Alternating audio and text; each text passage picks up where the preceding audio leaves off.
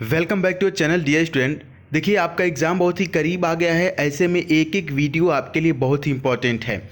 चूँकि find the error से क्या होता है कि आप जितने भी ग्रामर पढ़े रहते हैं सबका इस्तेमाल यहाँ पर होता है।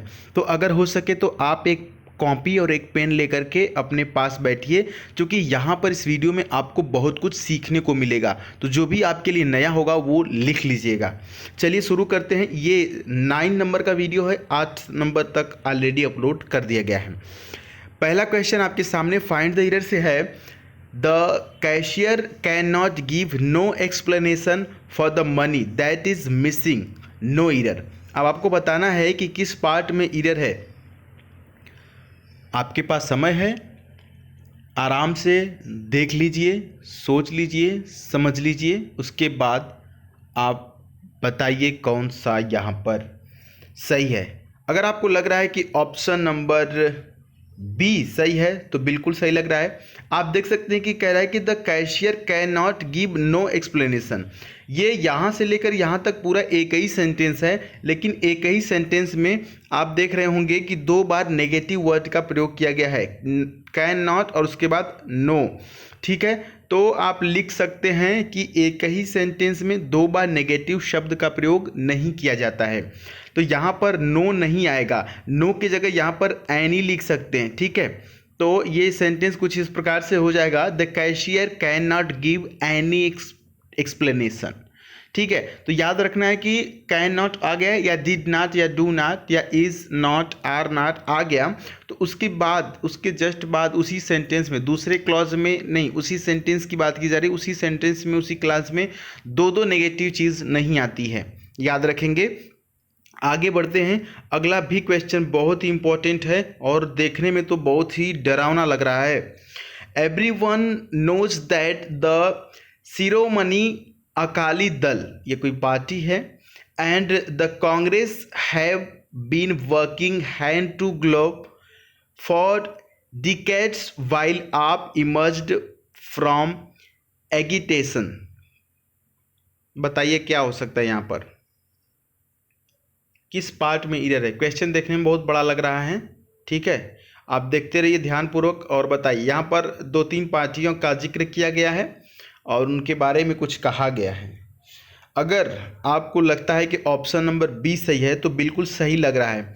डियर स्टूडेंट, यहाँ पर ध्यानपूर्वक देखिएगा, लिखा हुआ है हैंड टू ग्लोव, और हैंड टू ग्लव नहीं होता है, बल्कि यहाँ पर यही पार्ट टू सही होगा और टू की जगह यहाँ पर होगा इन, आई एन, यानी कि हैंड इन ग्लव। यह एक इडियम है और इसका मतलब होता है वर्क टुगेदर, यानी कि एक साथ काम करना। हैंड इन ग्लव का मतलब होता है एक साथ काम करना। आप इसको लिख लीजिए, वर्क टुगेदर। बेहद इंपॉर्टेंट है, ये ईडियम फ्रेज में भी आता है। और यहाँ पर देखिए आप किस प्रकार से फाइंड द एरर में भी पूछा गया, इसलिए फाइंड द एरर की वीडियो बहुत ही इंपॉर्टेंट होती है। उसमें लगभग सभी चीज़ों का प्रयोग एक साथ कर दिया जाता है। अगला है कि James told Robert that Mona will leave for her native place the next day. बताइए यहाँ पर किस पार्ट में एरर है। चलिए, आप देख चुके होंगे किस पार्ट में एरर है, तो आपको पता भी चल गया होगा कि सर ऑप्शन नंबर बी में एरर है। जी बिल्कुल सही आपको लगा।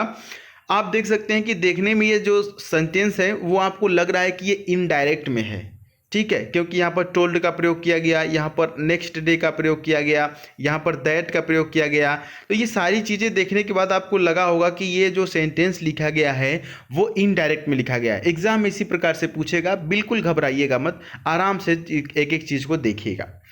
तो जब ये सेंटेंस इनडायरेक्ट में है तो आपको पता होगा कि इनडायरेक्ट में विल को वुड में चेंज किया जाता है। तो यहाँ पर विल नहीं होगा बल्कि WOULD, यानी कि वुड का प्रयोग किया जाएगा। Mona would leave for her native place the next day. तो विल नहीं होगा, वुड होगा। विल का क्या होता है, वुड का, सेल का शुड। तो इस प्रकार से यहाँ पर ऑप्शन बी में एरर। समझ गए हैं, लिख लीजिएगा अगर नहीं पता रहा होगा तो। अब आगे बढ़ते हैं।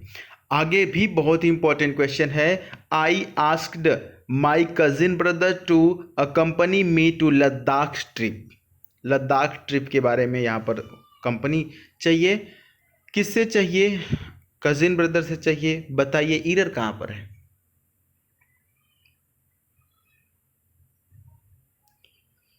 चलिए, उम्मीद है कि आप ईरर देख चुके होंगे कहाँ पर है। तो ऑप्शन नंबर बी में ईरर है डियर स्टूडेंट।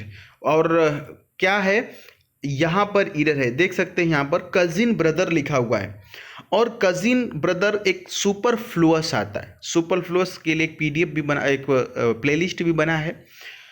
सुपरफ्लुअस पिछले साल कराए थे हम। यहाँ पर देखिए सुपरफ्लुअस में क्या होता है कि एक शब्द से ज़्यादा चीज़ें भर दी जाती है, यानी कि जब कजिन आ गया तो यहाँ पर ब्रदर करने की कोई भी ज़रूरत नहीं थी। कजिन का मतलब ही होता है चचेरा भाई या कि फिर चचेरी बहन, तो ब्रदर की कोई भी ज़रूरत नहीं होगी, सिर्फ यहाँ पर कजिन रहेगा। I asked my cousin to accompany me to Ladakh trip, तो ब्रदर यहाँ पर नहीं होगा। यदि पता नहीं रहा होगा तो लिख लीजिएगा, कजिन के साथ ब्रदर का प्रयोग नहीं होगा।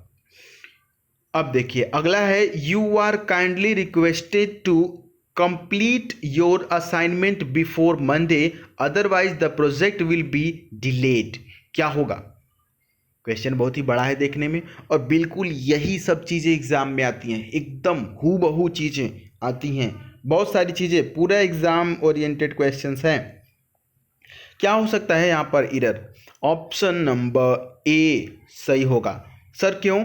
क्योंकि आप देख सकते हैं कि काइंडली का प्रयोग यहाँ पर किया गया है और रिक्वेस्टेड का भी प्रयोग किया गया है, तो दोनों वही बात आ गई कि दो सेम चीज़ का प्रयोग एक ही सेंटेंस में, काइंडली और रिक्वेस्टेड का प्रयोग एक ही सेंटेंस में नहीं होता है, तो यहाँ से काइंडली को हटा देंगे।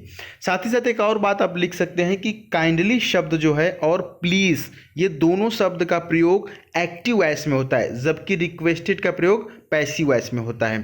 तो you are requested to complete your assignment, ये लाइन सही होगा, बाकी काइंडली शब्द का प्रयोग यहाँ पर गलत है। ठीक है, समझ लिए हैं। चलिए एक और क्वेश्चन आज आपके लिए एक्स्ट्रा आपके सामने आ चुका है।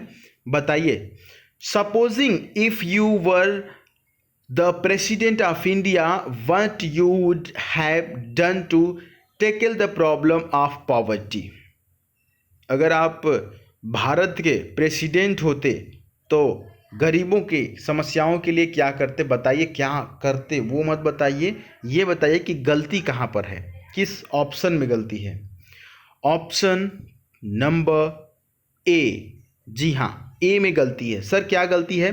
देखिए यहाँ पर सपोजिंग इफ दिया हुआ है ना, फिर वही बात हुई सुपरफ्लुअस वाली बात। सुपरफ्लुअस का मतलब, अब सपोजिंग का मतलब भी होता है मानो। मानिए कि आप इंडिया के प्रेसिडेंट होते हैं, माना कि आप इंडिया के प्रेसिडेंट होते हैं।